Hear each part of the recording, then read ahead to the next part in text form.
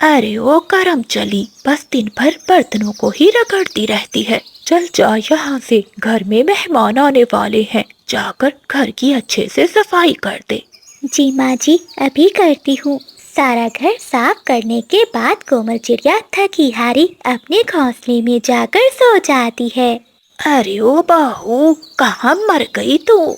चिड़िया घबराकर उठ जाती है और अपनी सासू माँ के पास जाती है। जी माँ जी, मैं तो बस काम खत्म करने के बाद थोड़ा आराम करने गई थी।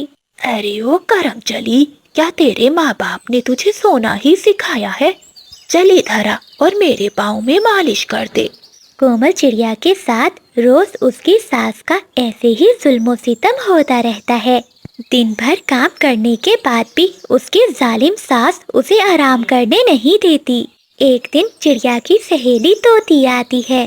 कोमल, कैसी हो? शादी के बाद तो बहुत बदल गई हो। हाँ हाँ तोती बेटी, बदले की ना, दिन भर खा पी कर सोती जो रहती है। अरे ये क्या चिड़िया, तुम कितनी लकी हो। तुम्हें कितनी अच्छी सास मिली है। अपनी सास के सामने कोमल अपनी सहेली चिंकी से कहती है। अच्छा चिंकी, बताओ क्या खाओगी? चिड़िया की सास ये सुनकर कहती है। कोमल बहू, जरा इधर मेरी बात तो सुनना। जी माँ जी। तेरे बाप ने यहाँ मुफ्त में राशन खोल रखा है क्या, जो तू किसी को भी भोजन खिला रही है? बेचारी चिड़िया अपनी सहेली को लेकर अपने कमरे में चली जाती है। कोमल, तुम्हारी सास तो बहुत अच्छी है, तुम्हारा कितना ख्याल रखती है। ये सुनकर चिड़िया रोने लगती है। कोमल, क्या हुआ? तुम ऐसे रो क्यों रही हो? चिंकी बहन, मैं दिन भर घर का काम करती हूँ। काम करते करते देखो, मेरे पंख भी सूज गए हैं। आधी रात तक मैं अपनी सास के पाँव की मालिश करती हूँ, फिर भी मेरी सास मुझ पर बहुत अत्याचार करती है। कई बार तो वो मुझे मारती भी है। कोमल, तुम पर तो बहुत अत्याचार हो रहा है, तुम ये सब बर्दाश्त मत करो। इतना कहकर चिंकी तोती वहाँ से चली जाती है। बेचारी चिड़िया रोती रोती अपने घोंसले में सो जाती है। इतने में सास की आवाज फिर से आती है। अरे ओ करम चली, इधर आ, टाइम मिला नहीं कि सो गई घोड़े बेचकर। चिड़िया घबरा कर उठती है और अपनी सास के पास आती है। जी माँ जी। अरे ओ महारानी, रात को मेहमान आने वाले हैं, जाकर रसोई में भोजन बना। और सुन, भोजन अच्छे से बनाना, कहीं मेहमानों के सामने मेरी बेइज्जती ना करवा देना। दिन भर थकी हारी कोमल चिड़िया रसोई में जाती है और भोजन बनाने लगती है। इतने में घी चिड़िया के पंख पर आकर गिरता है। उसका पंख जल जाता है। वो जोर से चिल्लाती है और रोते रोते बाहर आती है। अब क्या हुआ करम चली? माँ जी, देखिए, मेरा पंख जल गया, बहुत दर्द हो रहा है। मैं अभी बुलबुल डॉक्टर से दवा लेकर आती हूँ। काम चोर कहीं की, अगर काम नहीं करना तो बहाने बनाने लग गई है। चल जा, जाकर काम कर रसोई में। बेचारी कोमल चिड़िया उस जले हुए पंख के साथ सारा भोजन बनाती है। रात हो जाती है। चिड़िया की सास के मेहमान कभी आ जाते हैं। चिड़िया कौवों को भोजन देती है। वो कभी भोजन खाते हैं। छी छी, ये कैसा भोजन बनाया है तुम्हारी बहू ने? ऐसा भोजन खाने से तो अच्छा था कि हम किसी 5 स्टार होटल में खाना खा लेते। चलो बादल जी, चले यहाँ से। गुस्से में वो कभी वहाँ से चले जाते हैं। आज तूने मेरी सबके सामने बेइज्जती करवा दी। ना जाने मैं तुझे क्यों ब्याह कर ले आई। रात होते ही बंटी चिड़ा भी घर आ जाता है। तभी उसकी माँ बंटी को सारी बात बताती है। बंटी गुस्से में अपनी पत्नी के पास जाता है। ये क्या कोमल, तुमने भोजन इतना बेस्वाद बनाया कि तुम्हारी वजह से माँ को आज कितनी बातें सुननी पड़ी। मैं तो तुमसे शादी करके ही पछता रहा हूँ। ऐसा कहते हुए बंटी चिड़िया को मारने लगता है। अगली सुबह हो जाती है। बहू, घर में सब्जी खत्म हो गई है, जा बाजार से सब्जी लेकर आ। बेचारी कोमल बुखार में गर्म तवे की तरह तप रही थी और पंख भी जला हुआ था। माँ जी, मुझे बहुत बुखार है और पंख में भी बहुत दर्द है। आज मैं नहीं जा सकती, आप जाकर ले आइए ना। अरे वाह वाह, देखो, इसकी हिम्मत तो देखो, मुझे बाजार भेज रही है। जाकर सामान लिया, अब नाटक मत कर वरना बुलाऊं बंटी को। फिर कोमल चिड़िया जंगल के बाजार में चली जाती है। तभी उसे वहाँ चिंकी तोती मिलती है। अरे कोमल, ये क्या, ये तुम्हारा पंख कैसे जल गया? और तुम्हें तो बहुत बुखार है। तुम्हारी इतनी तबीयत खराब है और तुम फिर भी सब्जियां लेने चली आई। तो मैं क्या करूं तोती बहन, मेरी सास मुझे सांस तक नहीं लेने देती। कोमल, तुम ये सब अपनी माँ से क्यों नहीं कहती? क्या बताऊं चिंकी, मेरी माँ हर समय बीमार रहती है और मैं उन्हें अपने ऊपर होने वाले अत्याचार का कैसे बताऊं? वो ये सब सुनकर मर जाएगी। अच्छा चिंकी, मैं चलती हूँ, माँ जी मेरा इंतजार कर रही होंगी। ऐसा कहते हुए कोमल अपने घर चली जाती है। चिड़िया की बात सुनकर तोती से रहा नहीं जाता और वो उसकी माँ के घर चली जाती है। अरे तोती बेटी, कितने दिनों बाद आई हो, सब ठीक तो है ना? हाँ हाँ आंटी, सब ठीक है। आंटी, क्या कोमल आई नहीं आपसे मिलने? चिंकी, मेरी बेटी बहुत नसीब वाली है जो उसे इतना अच्छा ससुराल मिला और उसे इतना प्यार करने वाली सास मिली जो उसे बेटी की तरह रखती है। आंटी, ये सब झूठ है। आपकी बेटी पर बहुत अत्याचार हो रहा है। वो सुखी नहीं बल्कि बहुत दुखी है।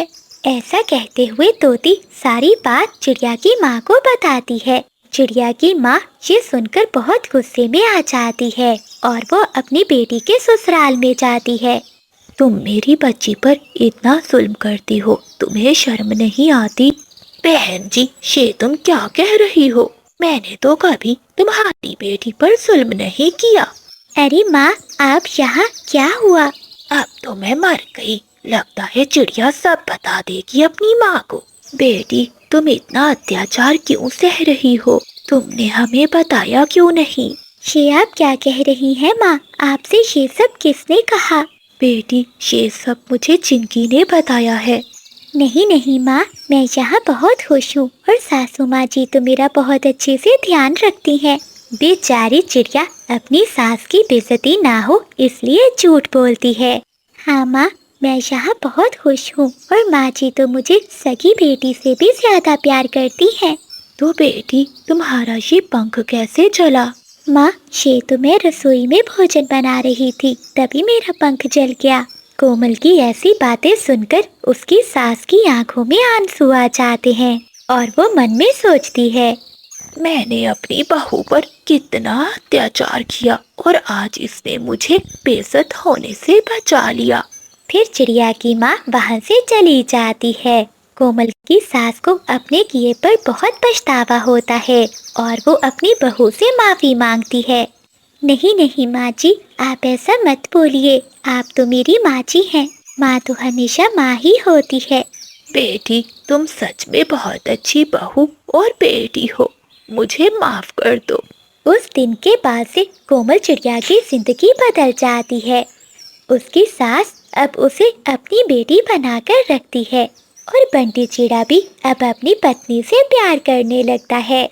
प्यारी दोस्तों, इस कहानी को लाइक, चैनल को सब्सक्राइब और अपने दोस्तों के साथ शेयर करना मत भूलिएगा। आपका धन्यवाद। ओ भाग्यवान, जल्दी करो, मुझे पानी ला कर दो। कोमल चिड़िया रसोई से पानी लाकर अपने पति को देती है। पति जी, ये लीजिए पानी। क्या हुआ, आज आप बहुत परेशान लग रहे हैं।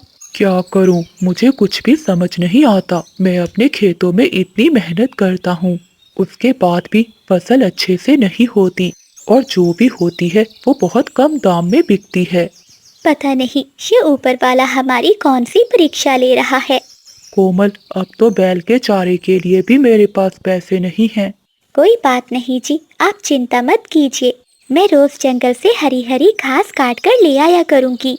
ये बेचारा बैल हमारे कितने काम आता है, हम इसके लिए इतना तो कर सकते हैं। उस दिन से कोमल चिड़िया जंगल में जाती है और घास काट कर लाती है और वो अपने बैल को खिलाती है। एक दिन कोमल चिड़िया की तबीयत बहुत खराब हो जाती है। आज तो बिल्कुल उठने की हिम्मत नहीं है। क्या करूं? अगर घास नहीं लाई तो बैल बेचारा भूखा रह जाएगा। उठती हूँ और थोड़ी हिम्मत करके घास काट कर ले आती हूँ। फिर कोमल चिड़िया घास लेने के लिए जंगल में चली जाती है। वो धीरे धीरे करके ढेर सारी घास काट लेती है।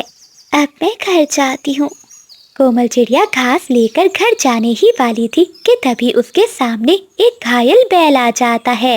अरे अरे बैल जी, आप इस जंगल में क्या कर रहे हैं? ये क्या, इस बैल को तो बहुत चोट लगी है।